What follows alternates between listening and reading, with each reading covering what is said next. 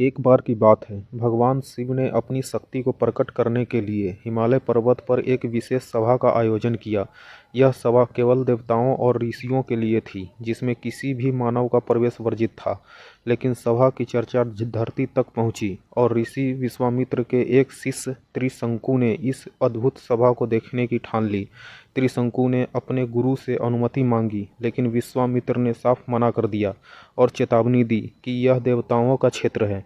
परंतु त्रिशंकु का हठ बढ़ता गया। अपने लक्ष्य को पाने के लिए उन्होंने योग और तपस्या के माध्यम से एक मायावी रूप धारण किया, जो उन्हें देवताओं जैसा दिखता था।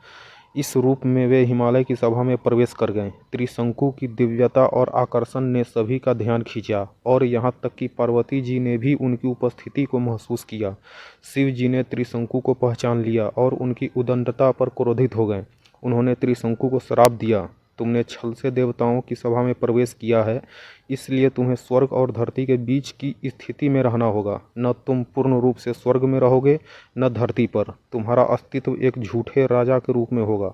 श्राप के प्रभाव से त्रिशंकु स्वर्ग और धरती के बीच लटक गए। विश्वामित्र को जब यह बात पता चली तो उन्होंने अपने शिष्य की सहायता करने की ठानी। अपनी शक्ति और तप के बल पर उन्होंने एक अलग स्वर्ग का निर्माण किया और त्रिशंकु को वहां का स्थान दिया। इस प्रकार त्रिशंकु स्वर्ग का निर्माण हुआ, जो देवताओं के स्वर्ग से अलग था। यह कहानी रामायण से जुड़ी कुछ क्षेत्रीय लोक कथाओं में पाई जाती है, जिसमें त्रिशंकु के साहस, हठ और उनके परिणाम स्वरूप बने अनोखे अस्तित्व का वर्णन करता है।